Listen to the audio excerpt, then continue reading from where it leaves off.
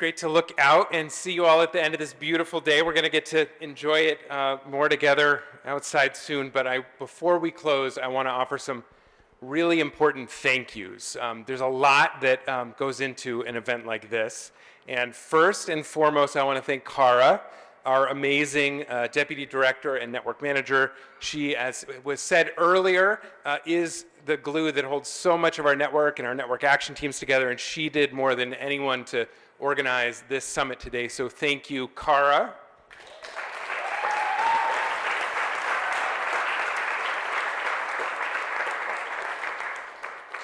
I want to thank, there were a lot of people who helped with the planning. In particular, folks that I see in the room that I want to thank are Linda McGinnis, who helped think through a lot of the agenda design, Jen Green from Burlington Electric Department.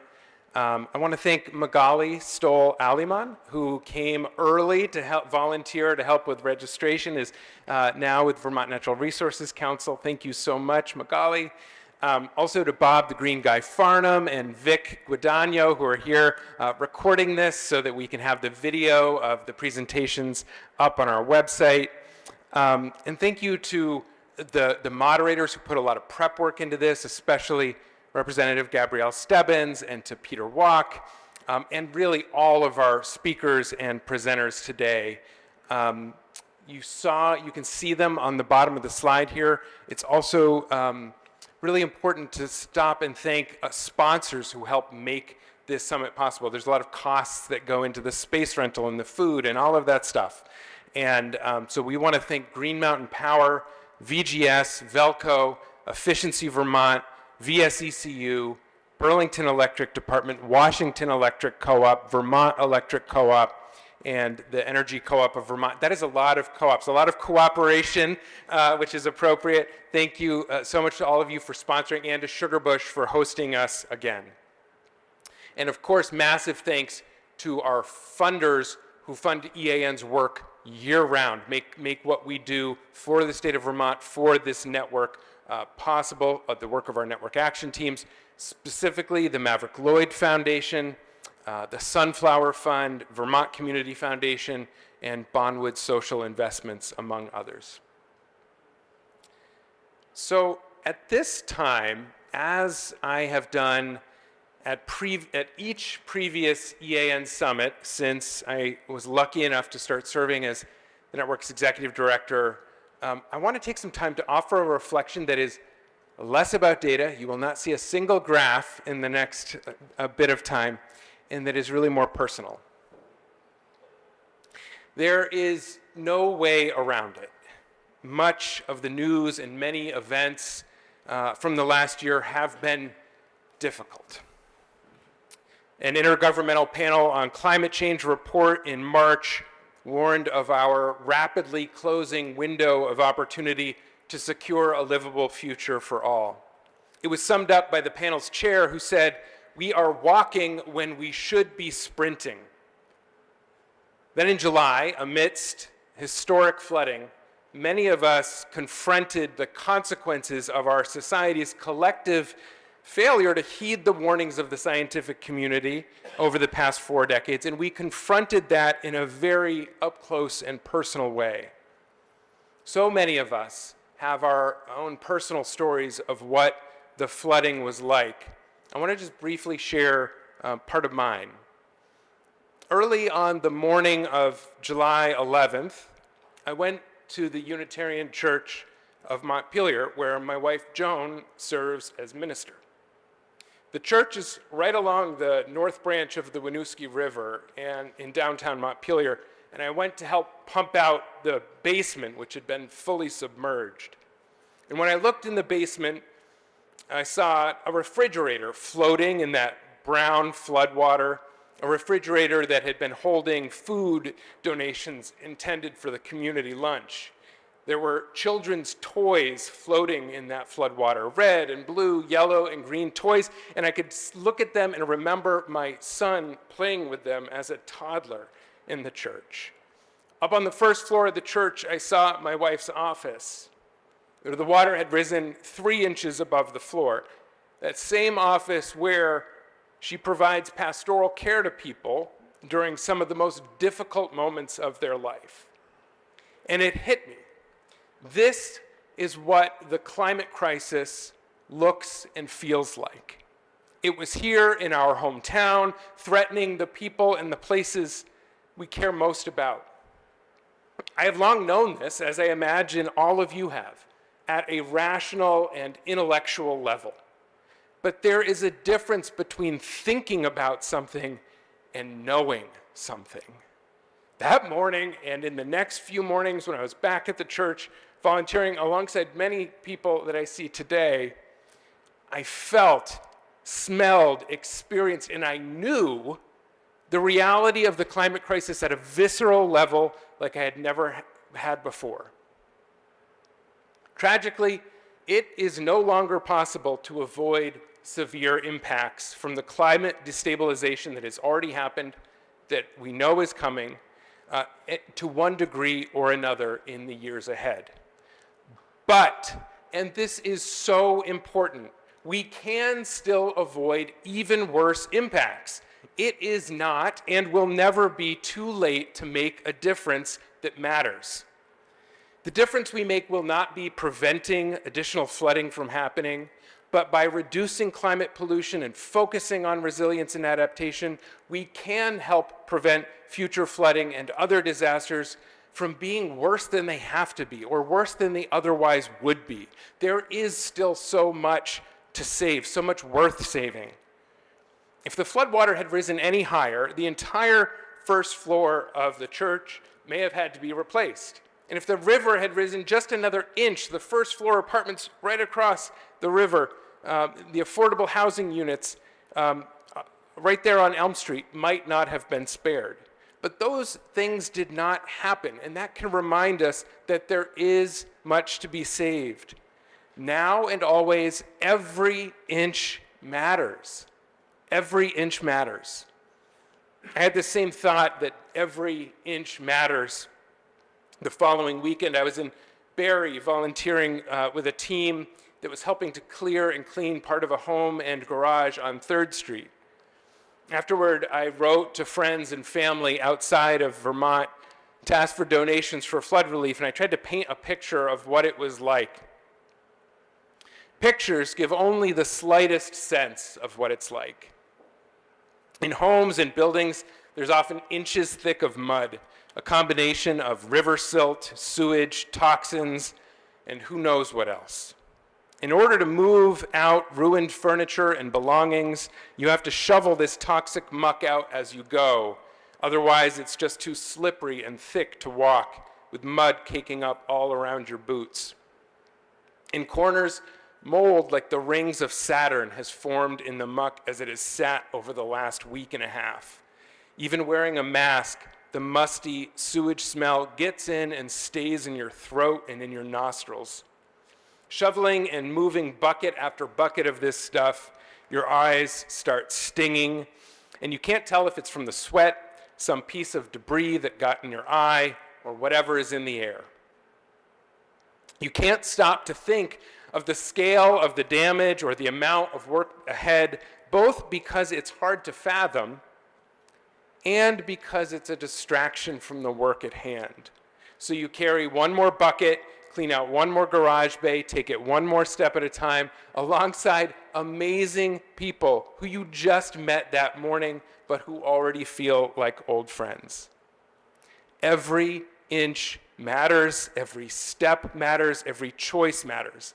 There are so many voices right now, often defenders of the fossil-fueled status quo, telling us that what we do doesn't matter or can't make a difference. Our individual choices don't matter. Vermont is too small to make a difference. Too little, too late, on and on. Nihilism does not need any more proponents. And fossil fuels certainly don't need any more excuses or defenders. I don't buy all of this negativity because I know and see otherwise. I saw it in Montpelier and I saw it in Barrie. Our choice really is not whether we change the world, but how we choose it with the choices that we make every day with those around us. And I see this conviction in our network all the time. What you teach me is that The challenge and opportunity before us, in the words of Raymond Williams, is to make hope possible, not despair convincing. To make hope possible, not despair convincing. The author, Rebecca Solnit, builds on this same idea, writing that to hope is to accept despair as an emotion, but not as an analysis. To recognize that what is unlikely is possible, just as what is likely is not inevitable. To understand that difficult is not the same as impossible. On the one hand, I find real meaning and purpose comes from just showing up to pitch in on the difficult but necessary work alongside those you care about, regardless of the outcome. I found that after the flood, and I find it in our work together every year. On the other hand, this network also reminds me that we should retain both a sense of humility and a predilection for boldness from the knowledge that the outcome of that showing up with and for each other can be far greater than we might have dared hope for. Greater than we might have dared hope for if we keep showing up to do the work for and with each other. That really has been the story of energy leadership in Vermont over the years. A little over 2 decades ago, there was no such thing as a statewide energy efficiency utility. But thanks to the vision and leadership of people in this room, including Beth Sachs, who we honored today, and many others, not only was Efficiency Vermont created as the first in the nation energy efficiency utility, going on to save Vermonters billions of dollars and avoid millions of tons of climate pollution over the past 2 decades. It is also an approach that has spread to other states and countries where the model met the need and the circumstances. In New Brunswick, in Nova Scotia, in Maine, in Oregon, all of these places and more are seeing costs and pollution go down because of work that started right here in Vermont. Greater than we might have hoped if we keep showing up to do the work with and for each other, that has also been the story of our network action teams. Broadly speaking, in the last few years. Just from September of 2020 to December of 2022, your work through the network action teams has been directly responsible for helping to secure more than $27 million in federal and state funding for new programs supporting home weatherization, thermal equipment upgrades for low and moderate income households, climate workforce development, and transportation support for low-income Vermonters. Of course, the real value and meaning of those dollars is the lives they impact. The homes that are made warmer and healthier, the energy cost burdens that are lifted for families struggling to pay the bills. One more example. Just 3 years ago, at the 2020 EAN Summit, our network heard Richard Cowart and Rick Weston present the innovative new idea of a clean heat standard, which was then carefully developed by many leaders in this room and beyond over the next year. And then with legislative leadership, including from some of the folks who are here today, especially Senator Bray as chair of Senate Natural Resources, and Representative Sheldon, chair of House Environment and Energy, that policy idea became law earlier this year. And now, just last week, the U.S. Climate Alliance put out a press release stating that 8 states are now exploring creating clean heat standards: Connecticut, Hawaii, Massachusetts, Maryland, New Jersey, New York, Pennsylvania, and Rhode Island. An idea from our little state, from this network, now being considered by 8 states across the U.S. just 3 years later, as those states search for solutions to cut pollution and costs from the heating sector. Joanna Macy and Chris Johnstone are authors of the book Active Hope. It's a book that was gifted to me by Linda McGinnis, one of our senior fellows. They write that unlike passive hope, active hope involves identifying the outcomes we hope for and then playing a role in moving toward them. We don't wait until we are sure of success. Beth and Blair, Rich and Rick, many more. They did not wait until they were sure of success. They leaned in and worked to meet a need where and when they could. And in taking a step forward, and another, day after day, month after month, well, the result was both joy-filled camaraderie and eventually an impact far greater than they had any rational reason to suspect. So much of what this network contributes to Vermont and the world is born of this kind of active hope. One of the reasons I think that active hope finds such a home in our network is because of how we do our work together. That how is marked by open minds, discerning thinking, generous collaboration, dogged determination, and civility. Importantly, we live into our name. This network is the Energy Action Network. We know that the urgency of this crisis demands real action. Wise, well-considered, careful action, but real action, not just more talk. There are more than enough people out there who treat this crisis as though it's theoretical or academic, perhaps an interesting topic for a book discussion group. Many others seem willing to continue business as usual, waiting until perfect or easy solutions arrive. But across this network, we know that the status quo is untenable and harmful, and that perfect, easy solutions do not exist. So therefore, we have a responsibility to actually step up and solve problems in the here and now, in a here and now that is difficult and messy. So we ask questions together like, what will it take for durable system-level change? Who will this impact and how? And compared to what? Compared to what? We also know that it is not enough simply to say no. Debbie just spoke about this. That to be constructive, we also have to affirm what we can say yes to. We feel the fierce moral and scientific urgency to step up and take action, even as imperfect as it may be. And then to keep an open mind and to keep showing up and trying again and again. As Cara said to Lena and me the other day, our work, the work of this network, is needed now more than ever. You can see how many members of the network are rising to the moment. And time and again, we have seen how the power of this network model, by harnessing our distributed intelligence, bringing it together to advance collective action, how that has such power to create a positive and lasting difference for Vermonters and beyond. So contrary to what the opponents of climate action say, we know that the true Vermont ethos is not, we're too small to make a difference. The true Vermont ethos is, let's step up and do our part. Let's meet our responsibility, not shirk it. And then let's see what's possible. Let's allow ourselves to be surprised. Because together we know that showing up to do the work and showing up with and for each other is worth it for its own sake, regardless of the outcome. I recently asked Beth about the early days of Efficiency Vermont, and she told me it was awesome.